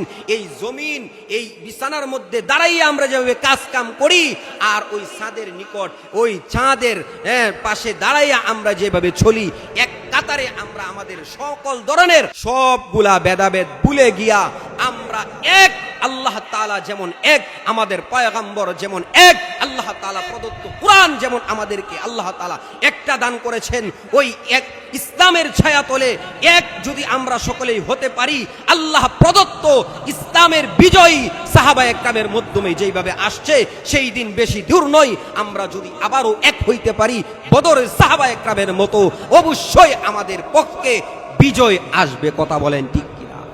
এই কারণে মুসলমান, বহুত দলাদলি, বহুত বিভক্ততা হইছে, আর নয় দেয়ালের মধ্যে পিঠ টেকে গেছে আমাদের এই কারণে আসেন আমরা সবাই ইসলামের এক কাতারে দল বল নির্বিশেষে একসাথে আমরা সকলেই নারায়ে তাকবীর আল্লাহু আকবার স্লোগান দিয়া শাহজালাল রহমাতুল্লাহ আলাই যেভাবে স্লোগান দিয়েছিলেন নারায়ে তাকবীরের মাধ্যমে ওই রাজা গড় গোবিন্দ অত্যাচারী রাজা গড় গোবিন্দর দেয়াল অট্টালিকা ব্যঙ্গে তছনছ হয়ে গেছে আবারও যদি আমরা ওইভাবে হুঙ্কার দিতে পারি ওই ভারতের মুদি ওই গুজরাটের কোষাই মুসলমানদের রক্ত চুষা ওই মুদি সে আমাদের হুঙ্কারে সে তার ক্ষমতা থেকে পরাজয় হয়ে যাবে কথা বলেন ঠিক কিনা এই মুসলমান আর নয় আসেন আমরা ইসলামের এক কাতারে একসাথে আমরা দাঁড়াই আমাদের প্রভু এক নবীর উম্মত জীবন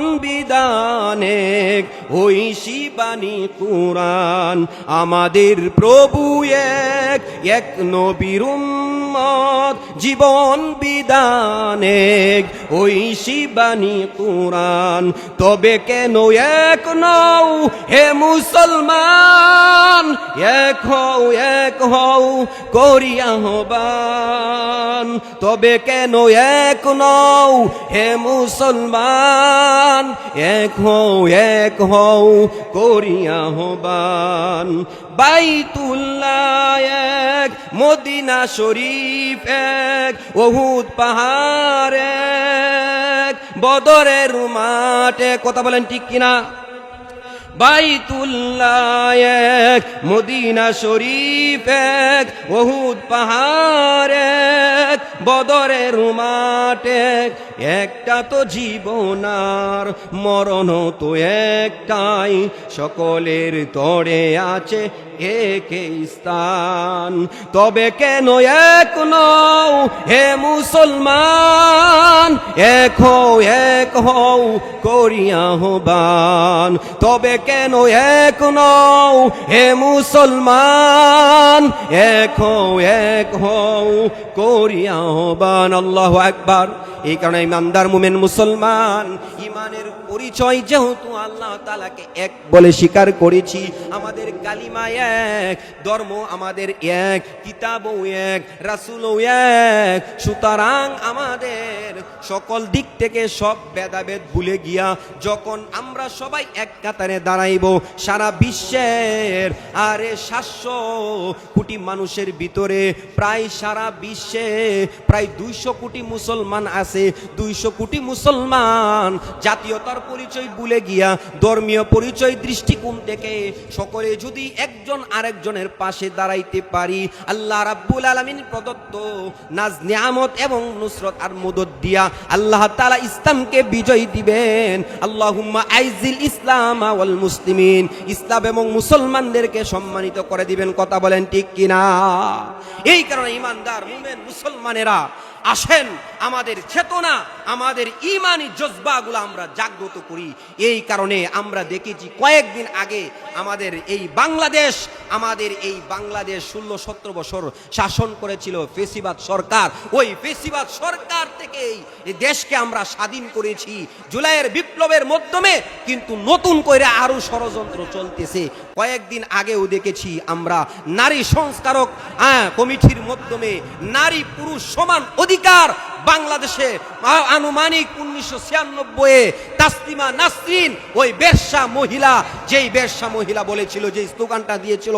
সর্বপ্রথম যে নারী পুরুষ সমান অধিকার উলামায়ে হক্কানি রব্বানি উলামায়ে একরাম যখন নারায়ে তাকবীর আল্লাহু আকবারের স্লোগান দিয়েছিল উলামায়ে একরামের নেতৃত্বে দল বল নির্বিশেষে বাংলাদেশের সকল তাওহীদি জনতা একত্রিত হইয়া ওই তাসলিমা নাসরিনের বিরুদ্ধে যখন তাকবীর উঠাইলো তাসলিমা নাসরিন বুরকার বিরুদ্ধে কথা বলেছে পর্দার বিরুদ্ধে কথা বলেছে কোরআনের বিরুদ্ধে কথা বলেছে অথচ দেখা যায় রাত্রি বেলায় ওই কালো বুকরা পরিধান কইরাই আমাদের এই বাংলাদেশ থেকে মুসলমানের স্লোগানে সে পালাইতে বাধ্য হয়েছে কথা বলেন ঠিক কিনা হে ঈমানদার মুমিন মুসলমান এই কারণে আসেন আমাদের দলবল নির্বিশেষে আমরা ইসলামের পক্ষে ইসলামের জন্য কাজ করি কোরআনের জন্য কাজ করি আমার সকল ধরনের রাজনৈতিক দলের সকল ভাইদেরকে বলবো, আমরা দেখেছি 53 বছরের ইতিহাসে এই বাংলাদেশ কেউ শান্তি দিতে পারে নাই,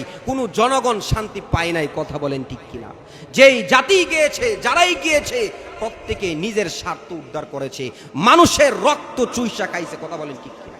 এই কারণে আসেন, কোরআন দিয়া যদি আমরা দেশ পরিচালনা করতে পারি, কোরআনের ভিতরে আমাদের যে গাইডলাইন আল্লাহ তাআলা দিয়েছেন, কোরআনের সিলেবাস, এই কোরআন এর বিধান মোতাবেক যদি আমরা চলতে পারি, চালাইতে পারি, আমার ব্যক্তিগত জীবন থেকে আমার আন্তর্জাতিক জীবন পর্যন্ত আল্লাহ রাব্বুল আলামিন শান্তি আর নিয়ামত দিয়া ভরপুর করে দিবেন। বলেন সুবহানাল্লাহ। এই কারণে নারী নীতিতে যারা আছেন, এই কমিটিতে যারা আছেন, আমার ওই শ্রদ্ধেয় মা ও বোনেরা, আপনাদের প্রতি সবনই আমি সম্মান রেখে বলতে চাচ্ছি, ও আমার মারা, ও আমার বোনেরা, আপনারা সব জায়গায় বৈষম্য বৈষম্য বলিয়া আল্লাহ তাআলা প্রদত্ত কোরআনের আইন করেছেন, সন্তান পিতামাতার উত্তরাদি সূত্রে সম্পদের ক্ষেত্রে ছেলে আর মেয়ে সমান না।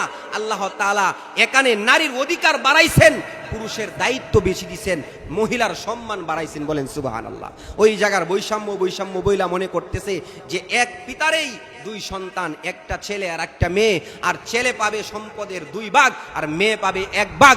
এই দিক থেকে তো কোরআনের মধ্যে সন্তানদেরকে টকানো হয়েছে। বলেন না নাউজুবিল্লাহ। হে আমার মুসলমানেরা, আল্লাহ তাআলা আমাদেরকে যে নিয়ামত দিয়েছেন, ওই নিয়ামতগুলা, ওই বিধানগুলো আমরা পালন করতে হবে। আপনারা ওই সমস্ত কোরআনের আইন, কোরআনের আয়াত না পাল্টায়া আসেন। আমার প্রতিদিন আমার মায়ের ইজ্জত, আমার মায়ের ইজ্জত, আমার মায়ের সম্মান নষ্ট করা হচ্ছে, মা বোনদেরকে দর্শন করা হচ্ছে। দর্শনের এখন পর্যন্ত কোন শাস্তি, এখন পর্যন্ত সর্বোচ্চ শাস্তি মৃত্যুদণ্ডের কোন আইন কেন এখনো করা হয় না। কথা বলেন। মুসলমান দেখেছি ক্ষমতার বাহাদুরে, টাকার বাহাদুরে আমার মা বোনদের ইজ্জত সম্মান নষ্ট করে এরপরে তারা ওই দর্শকরা জেলখানায় যায় রাতের আধারে মোটা অঙ্কের টাকা দিয়া, এরপরে আবার তাদের পক্ষে বিচার নিয়ে আবার সে জেল থেকে চলে আসে, আবারও 2-4টা মহিলার ইজ্জত আবারও সে নষ্ট করে। কথা বলেন, এরকম ঘটনা বাংলাদেশে কম হইতেছে না বেশি হইতেছে?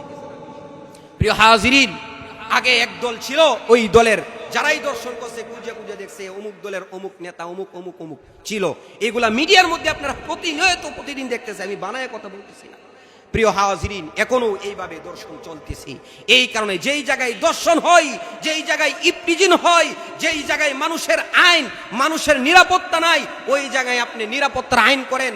দর্শন যাতে না হয়, ইফতিজিং যাতে না হয়, আমার মা বোনেরা যাতে ওয়াগাতে রাস্তা বাদাই, রাস্তাঘাটে নিরাপত্তার সাথে চলতে পারে, সুন্দরভাবে চলতে পারে, ওইভাবে নিরাপত্তার আইন করেন। নিরাপত্তার আইন না করিয়া মা বোনদের ইজ্জত সম্মান এইগুলা নিরাপত্তা না দিয়া মা বোনদের এখন সমান অধিকারের আইন, কোরআনের আয়াত পাল্টানোর জন্য আপনারা উঠা পড়ে লেগেছেন। আমি বলবো নিঃসন্দেহে আপনাদের এখনো সঠিক জ্ঞান বুদ্ধি জাগ্রত হয় নাই। এই কারণে আমি সবিনয়ভাবে বলতে চাচ্ছি, যারা আছেন ডক্টর ইউনূস সাহেবের সাথে যারা মিটিং করেছেন, আবেদন করেছেন, নারী নীতিমালার ব্যাপারে যারা প্রস্তাবনা দিয়েছেন, প্রিয় মারা, প্রিয় বোনেরা, আপনারা এখনো আপনাদের জ্ঞানগুলা একটু গভীরভাবে চিন্তা করে দেখেন। আল্লাহ প্রদত্ত আপনাদেরকে যে ইজ্জত, যেই সম্মান দিয়েছে, কয়েকদিন আগে আপনারা অনেকে ভিডিও ভাইরাল হয়েছে দেখেছেন, একজন মা, একজন বোন, সে বাসের মধ্যে উঠতেছে, আর উঠার সময় মার গায়ের মধ্যে ওড়না নাই, আর এইভাবে পুরুষ আমরা যেভাবে চলি এভাবে চলতেছে। বাসের কন্ট্রাক্টর হেল্পার ভাই বলতেছে, না আমি আপনাকে আমার বাসের মধ্যে ঢুকতে দিব না, কারণ এই বাসের মধ্যে এমন এমন মানুষ আছে যারা সম্মানী, যারা দামি, যাদের জ্ঞান গরিমা আছে, আপনার মতো অর্ধ উলঙ্গ নারীকে আমি আমার বাসের মধ্যে দিতে পারি না। সে বলতেছে সমান অধিকার, পুরুষে এখানে চলবে, আমিও চলবো। এরপরে বাসের ওই কন্ট্রাক্টর ভাই তার পরনে যে জামাটা ছিল, সেই জামাটা, তার লুঙ্গিটা ছিঁড়ে ফেলছে। এরপরে দেখাইছেন, এই যে আমি ছিঁড়ে ফেললাম, আমি পুরুষ চিনলাম, তুমি তোমার মহিলা, তুমি যে সমান অধিকার বলো, তোমার সমান অধিকার স্লোগান আমি মানলাম, আমার মতো করে তোমার জামাটা ছিঁড়ে দেখাও। বলেন নাউজুবিল্লাহ। ওই কন্ট্রাক্টর ভাই বলতেছে, আমরা মারা বোনরা আপনাদের ইজ্জত সম্মান আল্লাহ বাড়ায় দিছেন, আল্লাহর হাবিব বাড়ায় দিছেন, আমরাও আপনাদের ইজ্জত সম্মান বাড়াইছি, সুতরাং সমান অধিকার বলিয়া আপনাদের ইজ্জত সম্মান কমাইবে না। কথা বলেন ঠিক কিনা? হে আমার মুসলমান ভাইরা, হে আমার কলিজার টুকরা যুবক বন্ধুগণ, আসেন এই কারণে আগামীর বাংলাদেশ কোরআনের বাংলাদেশ চাই, ইসলামের বাংলাদেশ চাই, আল্লাহ এবং তার রাসূলের বিধান মোতাবেক প্রত্যেকটা বিচার, প্রত্যেকটা সমাধান চাই। কথা বলেন ঠিক কিনা? কে কে আমরা আছি আগামীর বাংলাদেশ কোরআনের বাংলাদেশ হবে? দুই হাত উত্তোলন করে দেখাই। নারায়ে। প্রিয় হাজিরিন, এই কারণে আসেন আমার মারা বোনেরা, কোরআন একমাত্র শান্তি গাইডলাইন। কোরআন একমাত্র এমন কিতাব যে কিতাবের ভিতরে সকলের অধিকার রয়েছে, হক রয়েছে। বর্তমানে আফগানিস্তানের মুসলমানদের দিকে আমরা তাকায় দেখি, কোরআন দিয়া দেশ চলতেছে, শান্তিতে আল্লাহ তাআলা ভরপুর করে দিছে। বলেন না সুবহানাল্লাহ। আমাদের এই দেশের উপরে আল্লাহর ওলিদের ৩৬০ আউলিয়ার এই বাংলাদেশ, এই বাংলাদেশে আল্লাহর সাহায্য আছে, আল্লাহ তাআলার রহমত আছে। এই আল্লাহ তাআলার রহমত আর বরকতে বড়াই বাংলাদেশ মুসলমানদের দেশ, আমলের দেশ।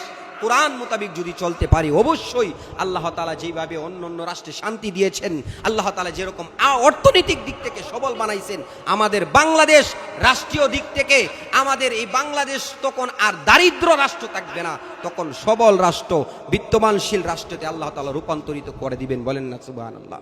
এই কারণে প্রিয় হাজিরিন, আসেন আমার বন্ধুগণ, এই কারণে আমরা সকলেই ইসলামের জন্য কাজ করি, নিজের ঈমান আমলকে সঠিক বানাই, আমার পিতা মাতার হকগুলো আদায় করি। এই কারণে মা বোনেরা, আপনাদের অবস্থাও তেমন ভালো না। বর্তমানে আগের জমানায় রাবিয়া বসরিরা যেভাবে চলাচল করেছেন, আপনারাও কিন্তু বর্তমানে ওইভাবে চলতেছেন না। আপনারা এমন এমন পোশাক, আটোসাটো পোশাক, বেপরদা অবস্থায় আপনারা চলাচল করেন, যেই কারণে যুবকরা তাদের নজরকে কন্ট্রোলে রাখতে পারে না। যখন একজন মানুষ তেঁতুল খায়, যখন একটা বাচ্চার সামনে আরেকটা বাচ্চা মজা খায়, তখন দেখবেন বাচ্চাটা মজা খাওয়ার জন্য কান্দাকাটি করে। কথা বলেন ঠিক কিনা?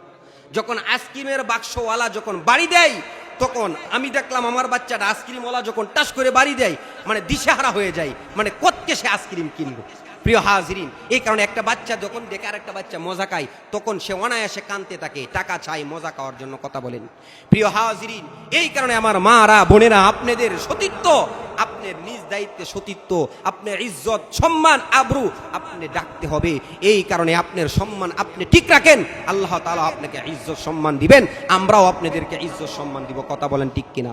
শহরে বাজারে দেখো নারীদের দল, পর্দাবিহীন তারা করে জলমল, অন্যকে তার দিকে আশেক বানাই, দেশটা আজ ধ্বংস নারীর বেপরদাই, সবার মুখে কি আওয়াজ হাই হাই হাই, ইবলিসে আজম বাংলাদেশে আগমন হয়েছে নারীর বেশে, পার্কে বসিয়া ওরা মেলা মিলাই, পার্কে বসিয়া ওরা মেলা মিলাই, দেশটা আজ ধ্বংস নারীর বেপরদাই, সবার মুখে কে আওয়াজ হাই হাই হাই। কথা বলেন ঠিক কিনা?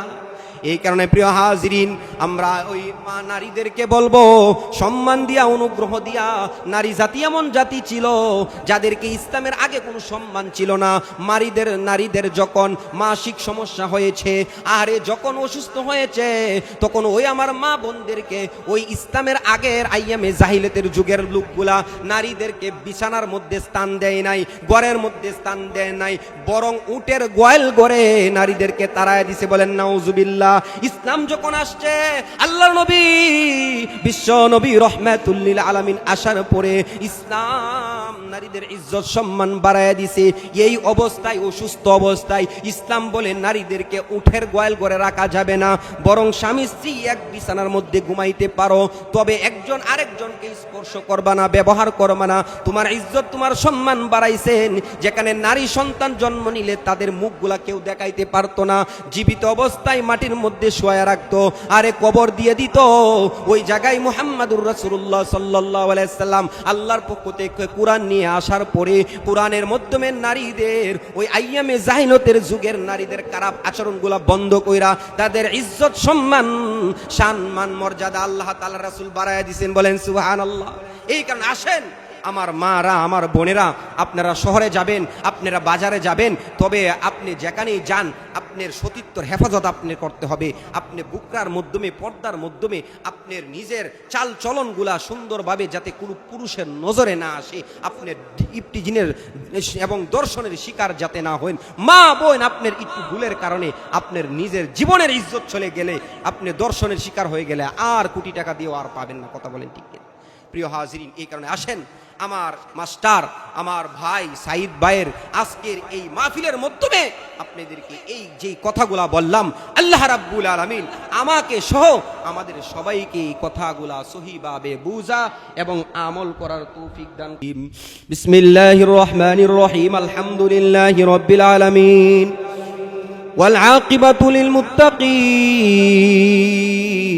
والصلاة والسلام على أشرف الأنبياء والمرسلين. ربنا ظلمنا أنفسنا وإن لم تغفر لنا وترحمنا لنكونن من الخاسرين. ربنا أتمم لنا نورنا واغفر لنا وارحمنا أنت مولانا فانصرنا على القوم الكافرين. يا আসমানের জমিনের মালিক, ইয়া গুনাহগারের গুনাহ মাফ করনে ওয়ালা মালিক, ইয়া মহিয়ান দরিয়ান দয়ার আল্লাহ, ও মাবুদ মাওলা কারীম, ইয়া আল্লাহ শাওয়াল মাসের শেষের দিকে ইয়া আল্লাহ, ইয়া আকরামাল আকরামিন, আসরের পর থেকে নিয়া ইয়া আল্লাহ এখন রাত্র 12টা পর্যন্ত আখেরি মুনাজাত পর্যন্ত আল্লাহ আমার যেই সমস্ত ভাইরা, আমার বাবারা, আমার মারা, বোনেরা ইয়া আল্লাহ ও মাবুদ নাজাতের উদ্দেশ্য করিয়া ইয়া আল্লাহ কমার আশায় বসিয়া রইছেন, আল্লাহ আমাদের জিন্দেগীর গুনাহ খাতাকে তুমি মেহেরবানি করে মাফ করিয়া দাও। ইয়া আল্লাহ জীবনে যত অন্যায় করছি, যত অপরাধ করছি, যত পাপ করছি আর কোনো হিসাব নাই। আল্লাহ এই হাতের দ্বারা কত গুনাহ করছি, এই পায়ের দিয়া হাঁটি হাঁটিয়া কত খারাপ জায়গায় গেছি, আল্লাহ এই চোখ দিয়া কত হারাম জিনিসের দিকে তাকাইছি, এই কানের মধ্যে আল্লাহ কত গুনার কাজ শ্রবণ করছি।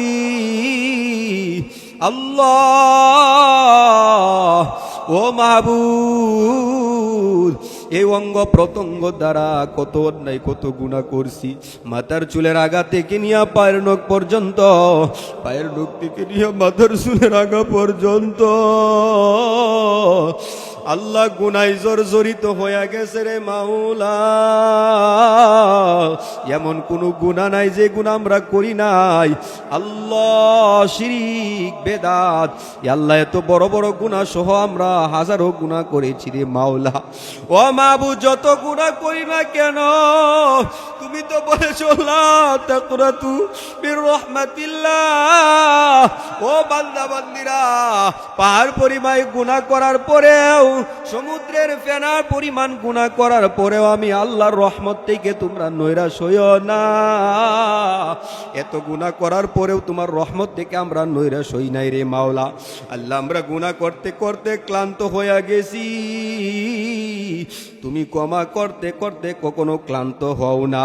আল্লাহ আমাদের গুনাহ যত বেশি এর থেকে অসংখ্য অগণিত গুণ তোমার দয়া আর ক্ষমা বেশি। মাবুদ আমাদের গুনাহ খাতাকে মাফ করিয়া দাও।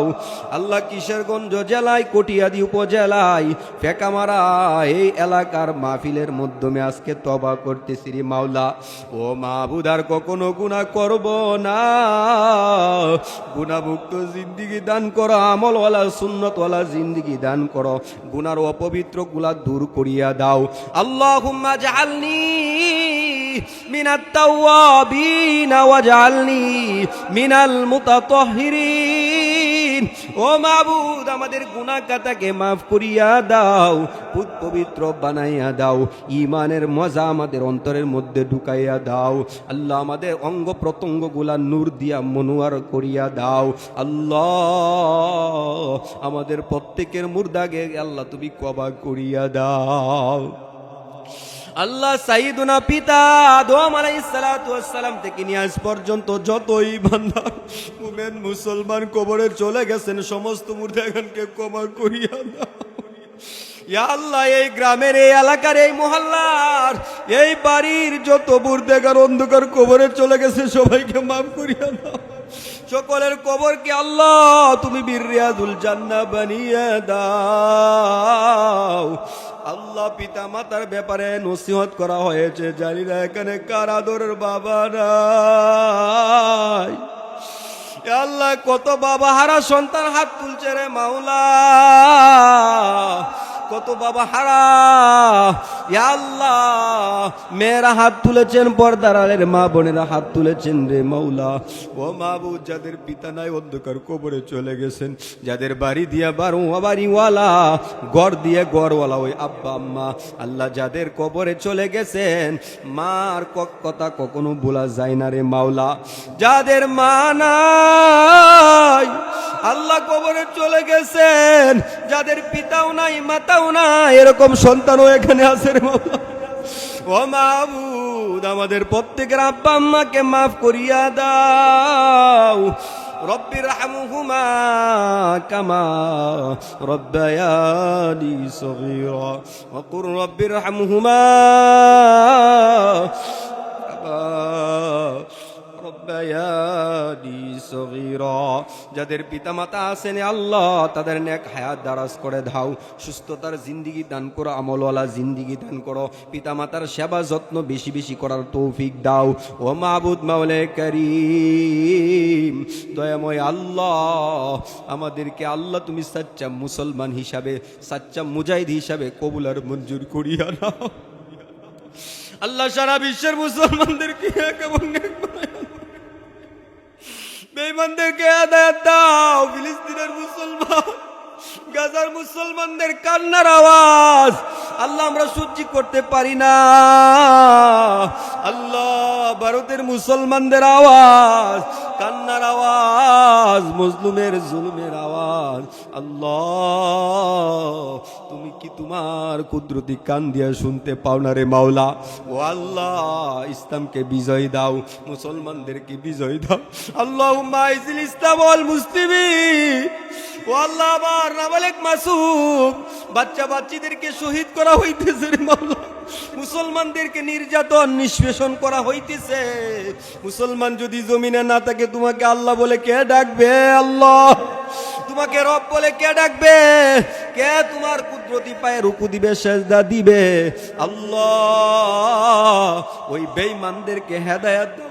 বেঈমানদের কপালে হেদায়েত না থাকলে ইয়া আল্লাহ ফেরাউন, হামান, কারুন, সাজ্জাদ, নমরুদদেরকে যেভাবে ধ্বংস করেছো ওইভাবে ওই সমস্ত গোটার বেঈমানদেরকে হালাক করিয়া দাও, ধ্বংস করিয়া দাও। আল্লাহ আল্লাহ আমাদের দেশের উপরে রহমত আর বরকত নাজিল করো, এই দেশের সার্বভৌমত্বকে হেফাজত করো। আল্লাহ মারামারি কাটাকাটি আর ভালো লাগে না, প্রতিদিন রক্তাক্ত জমিন। ইয়া আল্লাহ বারবার কান্নাকাটি করে করে অভিযোগ করতেছে এই জমিনে ইয়া আল্লাহ মারামারি কাটাকাটি জমিন আর সহ্য করতে পারতেছে না, জমিনের ধারণ ক্ষমতা হারায়া যাইতেছে রে মাওলা। ও মাহবুদ, আমাদের দেশের উপরে রহমত আর বরকত নাজিল করো। আল্লাহ এ দেশের সার্বভৌমত্বকে হেফাজত করো। আল্লাহ আগামীর দেশ ইসলামের দেশ, কোরআনের দেশ হিসাবে কবুল করিয়া নাও।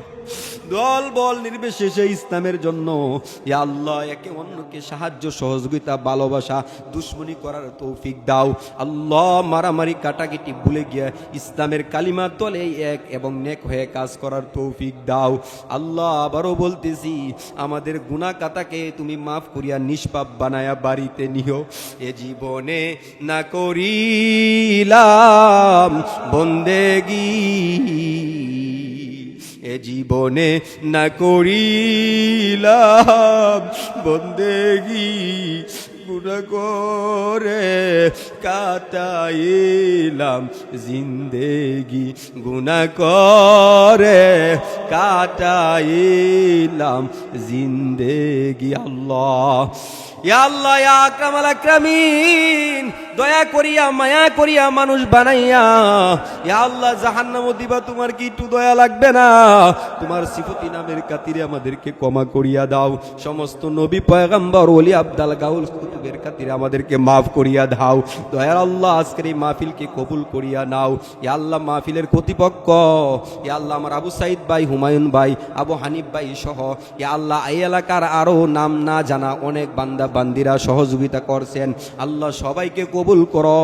এ আমার মিডিয়ার ভাই, এ আল্লাহ আমার সফর সাথী রতন ভাই, এ আল্লাহ আমার মাইকলা ভাই, এ আল্লাহ যে যেইভাবে সহযোগিতা করেছেন সবাইকে কবুল করিয়া নাও। আল্লাহ আমাদের তরফ থেকে লাখো কোটি দুরুদ ও সালাত ও সালাম সোনার মদিনায় পৌঁছায়া দাও। ইয়া আল্লাহ গত বছর এই স্থানে হজের আলোচনা করেছিলাম। ইয়া আল্লাহ হজের মাস চলতেছে, মৌসুম চলতেছে, আমাদেরকে হজ করার তৌফিক দাও, উমরা করার তৌফিক দাও। যারা হজ করছেন উমরা করছেন বারবার করার তৌফিক দাও। আল্লাহ সর্বোপরি আল্লাহ তোমার কাছে কেমনে চাইলে তুমি কবুল করো এই জ্ঞানটাও আমাদের নাই। কেমনে আল্লাহ আবেদন করলে তুমি আবেদন মঞ্জুর করো এইটুকু জ্ঞান আমাদের নাই। সর্বোপরি তোমার হাবিব দুনিয়াতে যত বালাইর সোল করেছেন আমরাও চাই তুমি দান করো। যত বুড়াই থেকে ফানা চাইছেন আমরাও ফানা চাই, তুমি ফানা দান করো।